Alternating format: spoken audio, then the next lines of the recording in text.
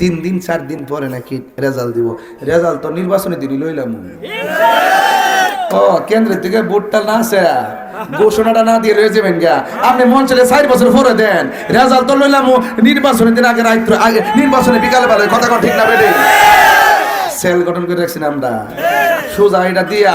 এরপর যাই দিব কেন্দ্রের রেজাল্ট খান দিয়া, তারপরে মাধবপুর জান লাগবে, সোনারগঞ্জ জান লাগবে। এই তামাশা চলবে না, তামাশা চলবে না, তামাশা চলবে না ইনশাআল্লাহ। এই মাধবপুরের সুন্নি জনতা, মাধবপুরের শান্তিপ্রিয় জনতা, এবারে নির্বাচন সারা বাংলাদেশের রোল মডেল হিসাবে চুনারগঞ্জ মাধবপুরকে আমরা দেখাই দেবেন। যখন মোমবাতি জেগে উঠছে আর বান্ডেলটাও খাইয়া লাইছে, আর বান্ডেল কিন্তু কেউ আইন না রাখে না, গিলালা কিন্তু, আর গিলাল এলিকার ফেরত দেওয়ার মন চায়। তো কিছু বিষয় কিন্তু এরকম ঘটতেছে, এগুলো মানুষ আমার কয় আর কি, আমি বুঝতেছি যেটা আর কি।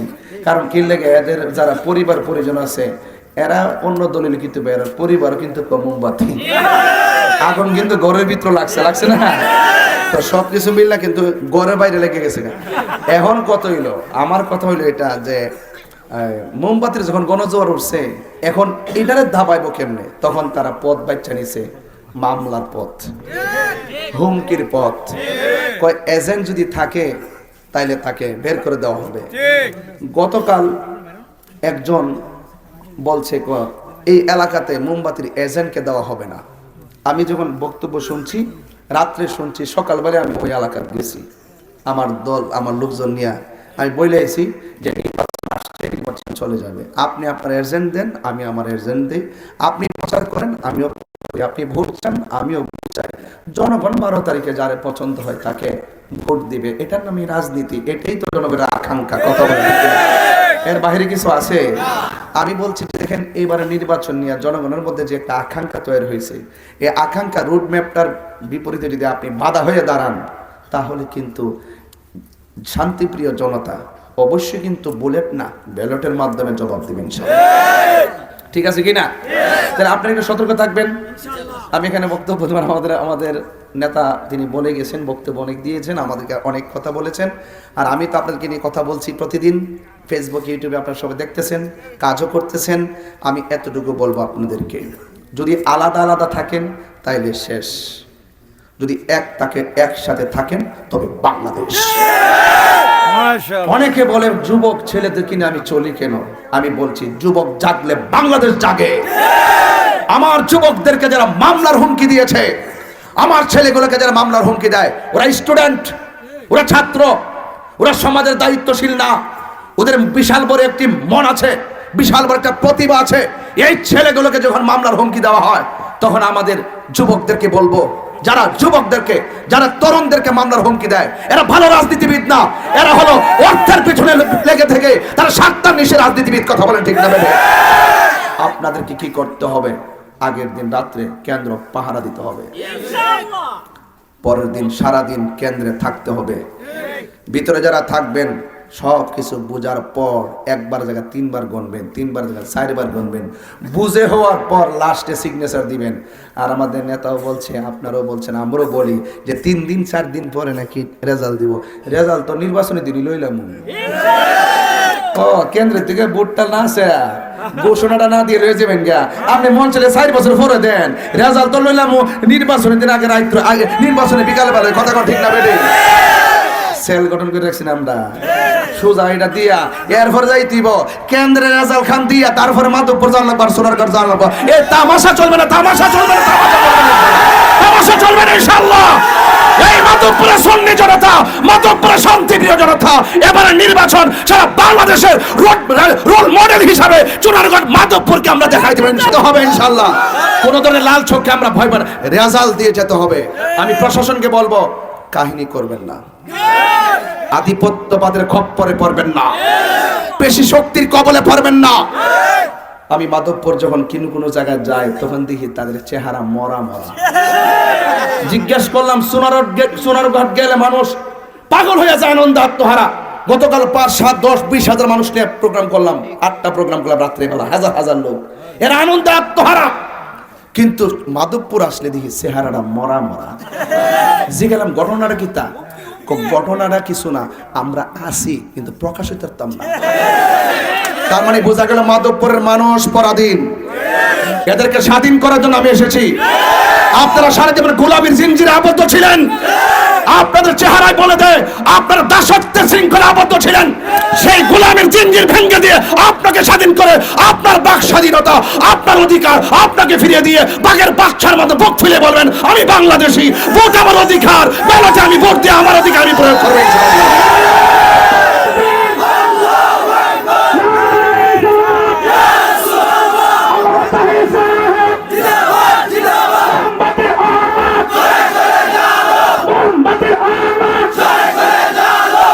শেষ কালাম। আমরা নির্বাচন কয় তারিখ? নির্বাচন চলে যাবে। নির্বাচন কেন্দ্র করে কোনো সহিংসতায় জড়ানো যাবে না, ঠিক আছে তো? কোনো ঝগড়া করা যাবে না, কোনো মারামারি করা যাবে না। তবে একটি কথা বলি আপনাদেরকে, ইনশাল্লাহ আপনারা যদি একসাথে থাকেন কেউ কিছু করতে পারবে। আমি কি বলেছি? এই পর্যন্ত 3টা অপারেশন। গত রাত্রে আমার ছেলে একটা বাগাসোরার সাদা ড্রেস পরে গভীর রজনীতে ধরতে গেছে। ছেলেটার পিছনের জানালা দিয়ে সে পলাইছে, ডাক দিছে।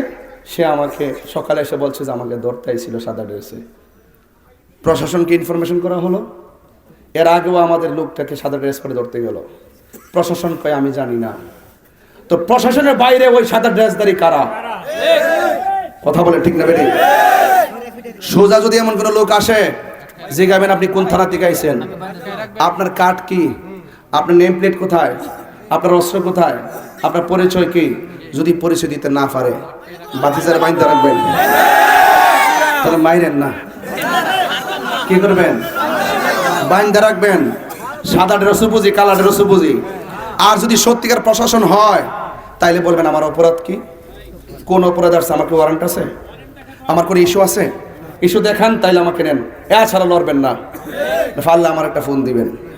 আর মোমবাতির সমর্থনকারীকে আমি আবারও বলে দিই, মোমবাতির সমর্থনকারীদেরকে আজ থেকে প্রায় 1 মাসের উপর থেকে হুমকি দেওয়া হচ্ছে। আপনারা বুকে হাত দিয়ে বলুন একটা মামলা করতে পারছে? একটার দৈরা নেওয়ার সাহস পাইছে? আমি বলছি একটা মোমবাতির সমর্থক দৈরা থানার নোক, আগে মুক্তি তারপরে নির্বাচন। আপনারা ভয় পান কেন? আমি বলছি আপনাদেরকে বুক ফুলে দাঁড়াইতে হবে, ঠিক না? ঠিক না? মনে থাকবে তো ইনশাল্লাহ? তো এই সমস্ত আধিপত্যবাদের খপ্পর থেকে এগুলো আমরা বুঝি। আমি আপনাদের সাথে আছি, আমাদের সাথে এটা না সারা বাংলাদেশ আপনাদের সাথে আছে। আপনারা সাহসের সাথে ইনশাল্লাহ কেন্দ্র পাহারা দিবেন ইনশাল্লাহ। আমি বলি পক্ষ প্রতিপক্ষকে বলি নির্বাচন আসছে, নির্বাচন চলে যাবে। এই জানাজার মাঠ কিন্তু ওই দিনও এখানে মিটিং করতে এসে 2টা জানাজার নামাজ আমরা পড়ছি। পৃথিবীতে কেউ থাকবে না রে ভাই, আসছে আমরা জামুগা। কেন যে আমরা আসছি নির্বাচনে আপনারা বুঝতেছেন, এই সার্বভৌমত্ব রক্ষায় আসছি। দেশের মানুষ অনিরাপদে ভুগতেছে, সনাতন ধর্মীদেরকে অবহেলা করা হচ্ছে। দেশের মানুষের অধিকারের জন্য আজকে আমরা রাজনীতিতে আসছি, দীর্ঘদিন ধরে আমরা রাজনীতি করে আসছি। আমাদের রাজনীতির ভিতরে সন্ত্রাসী, চাঁদাবাজি, খুন, গুম ইত্যাদি কিছুই নাই। কথা বলেন ঠিক কিনা? এই দেশের মানুষের পাশে দাঁড়ানোর জন্য আমরা এসেছি। চা শ্রমিকদের সঙ্গে শেষ কালাম। চা শ্রমিকদের সঙ্গে যে অর্থনৈতিক বৈষম্য করা হয়েছে, তাদের সমস্যাগুলো স্থায়ী সমাধান করতে হবে। তাদের শিক্ষা প্রতিষ্ঠান করতে হবে, স্বাস্থ্য চিকিৎসার ব্যবস্থা করতে হবে, এবং তাদের সন্তানগুলো দেখেন চাকরি ক্ষেত্রে যাই কষ্ট করে লেখাপড়া করে চাকরি ক্ষেত্রে যাওয়ার পর ওই অর্থের কাছে তারা হেরে যায়, বিভিন্ন ধরনের সিন্ডিকেটে চাকরি হয়ে যায়। আমি বলবো চা শ্রমিকদের জন্য আলাদা একটা কোটার ব্যবস্থা করতে হবে। কথা বলা ঠিক না? দরকার আছে। এই চা শ্রমিকরা 175 টাকা পায়, এটাতে কি চলে? এত কষ্ট করে লেখাপড়া করায়, এদের কথা কেউ ভাবে না। বারবার তাদেরকে এমপি মন্ত্রীর প্রতারণা করেছে। আশ্বাস দেওয়া মানুষগুলোর কাছে বারবার চা শ্রমিকরা বিশ্বাস হারাইছে। আমি তাদের বিশ্বাস ফিরাই দিতে চাই। যারা বলে আমার বাড়ি ব্রাহ্মণবাড়িয়া, এখানে কেন, এলাকাত কি উন্নয়ন করছি, আবার বইলা দিয়ে যায় এলাকাত কি উন্নয়ন করছি। মনে হয় যেন আমি আগে স্বরাষ্ট্রমন্ত্রী ছিলাম। হ্যাঁ, স্বরাষ্ট্রমন্ত্রী আসলাম, এমন ভাবে মনে হয় আমি স্বরাষ্ট্রমন্ত্রী আসলাম। এমন মনে হয় যেন একবারে আমি কিছু একবার বানায় দেখেন।